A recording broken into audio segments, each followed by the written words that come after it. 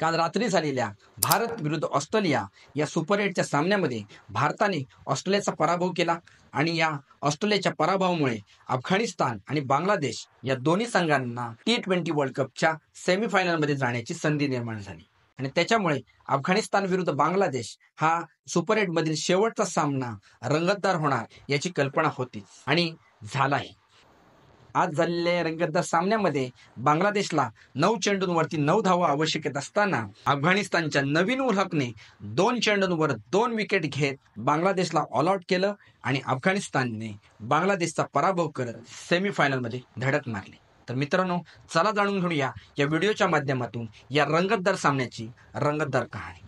मित्रांनो नमस्कार, मी सुमित गुरव आणि पुन्हा एकदा तुमचं स्वागत आहे आपल्या यूट्यूब चॅनलमध्ये. ज्यावेळी अफगाणिस्तानने ऑस्ट्रेलियाचा पराभव केला त्यावेळी एक गोष्ट फिक्स झाली होती की जर ऑस्ट्रेलियाला स्वतःच्या हिमतीवरती सेमीफायनलमध्ये पोहोचायचं असेल तर त्यांना भारताचा पराभव करावा लागले. परंतु काल झालेल्या सुपर 8च्या भारत विरुद्ध ऑस्ट्रेलिया सामन्यामध्ये भारताने ऑस्ट्रेलियाचा पराभव केला आणि त्याच्यामुळे स्वतःच्या हिमतीवर सेमीफायनलमध्ये पोहोचण्याचं ऑस्ट्रेलियाचं स्वप्न त्याच ठिकाणीच भंगलं. परंतु आता त्यांना सेमीफायनलमध्ये पोहोचण्यासाठी सुपर 8च्या आज सकाळी होणाऱ्या बांगलादेश विरुद्ध अफगाणिस्तान या सामन्यावर अवलंबून राहावं लागणार होतं. जर बांगलादेशने अफगाणिस्तानला कमी फरकाने पराभूत केलं तर ऑस्ट्रेलियाचा संघ क्वालिफाय होणार होता. परंतु जर अफगाणिस्तानने बांगलादेशचा पराभव केला तर अफगाणिस्तानचा संघ हा सेमीफायनलमध्ये पात्र होणार होता. आणि त्याचबरोबर जर बांगलादेशने मोठ्या फरकाने जर अफगाणिस्तानचा पराभव केला तर बांगलादेशला देखील सेमीफायनलमध्ये जाण्याची संधी निर्माण झाली होती. त्याच्यामुळे हा सामना खूप महत्त्वाचा होता आणि संपूर्ण जगाचं लक्ष या सामन्याकडे लागलं होतं. आज सकाळी हा सामना चालू झाला.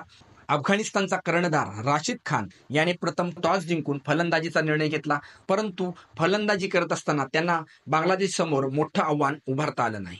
प्रथम फलंदाजी करताना अफगाणिस्तानचा संघ हा 20 षटकांमध्ये 115 धावा करू शकला. जर गुरबाज सोडला तर अफगाणिस्तानचा कुठलाही फलंदाज मोठी धावसंख्या उभारू शकला नाही. परंतु कर्णधार राशिद खान याने शेवटच्या काही षटकांमध्ये केलेली अतिशय फलंदाजी त्यांच्या संघाला कामी आली. 115 धावा केल्याच्या नंतर 20 षटकांमध्ये बांगलादेश समोर 116 धावांचं आव्हान देण्यात आलं. परंतु सतत येणाऱ्या पावसाच्या व्यत्ययामुळे डकवर्थ लुईसच्या या नियमानुसार हे आव्हान मॉडिफाय करून 19 षटकांमध्ये 114 धावांचं आव्हान बांगलादेश समोर देण्यात आलं. 114 धावांचं आव्हान जेव्हा बांगलादेशला देण्यात आलं तेव्हा बांगलादेशचा संघ हे आव्हान सहज पार करेल आणि बांगलादेश सेमीफायनलमध्ये जाण्याचा प्रयत्न करेल असं वाटू लागलं. संधीचाच पुढे जाऊन अफगाणिस्तानला फायदा झाला. आता सेमीफायनलमध्ये जाण्याची संधी बांगलादेशला मिळाल्याच्यामुळे बांगलादेशला लवकरात लवकर हे टार्गेट पूर्ण करायचं होतं आणि हे धावसंख्या लवकरात लवकर करण्याच्या नादातच त्यांचे फलंदाज पटापट बाद झाले आणि त्याचा फायदा अफगाणिस्तानला झाला. अफगाणिस्तानचा कर्णधार राशिद खान याने टिच्चून गोलंदाजी करत बांगलादेशचे 4 विकेट काढल्या आणि हा सामना एका रोमांचक मोडीवर येऊन थांबला.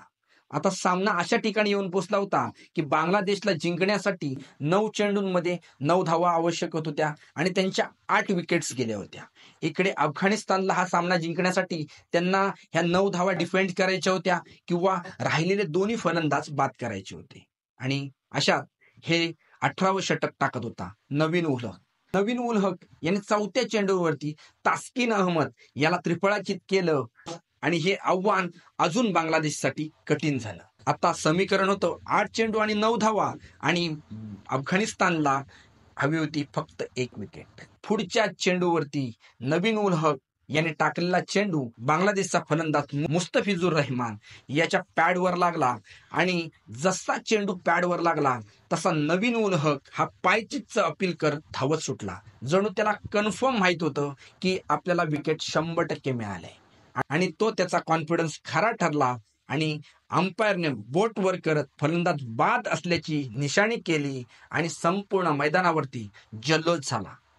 या विजयासह अफगाणिस्तानचा संघ हा वर्ल्ड कपच्या सेमीफायनलमध्ये पोहोचला होता. अफगाणिस्तानच्या विजयामुळे विश्वविजेता ऑस्ट्रेलियाला या स्पर्धेतून बाहेर पडावं लागलं. मित्रांनो, हा अफगाणिस्तानचा विजय दिसायला जरी मोठा असला तरी त्यामागील अफगाणिस्तानची वाटचाल ही तेवढी सोपी नाही आहे. त्यांच्या देशामध्ये तालिबानचं सरकार आहे. सरकार खेळासाठी तेवढं उत्सुक नाही. त्याच्यामुळे हा संघ भारतीय क्रिकेट बोर्डाच्या मदतीने भारतामध्ये राहून क्रिकेट सामने खेळत असतो.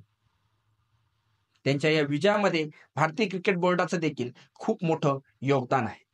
आपल्या देशाचा सपोर्ट नाही, कोणत्याही मोठ्या सुखसुविधा नाही, परंतु जिद्दीच्या आणि मेहनतीच्या जोरावर अफगाणिस्तानच्या संघाने केलेला हा प्रवास खूप प्रेरणादायी आहे आणि हा मिळालेला विजय त्यांच्या संघाला खूप मोठ्या उंचीवर घेऊन जाईल एवढं मात्र नक्की.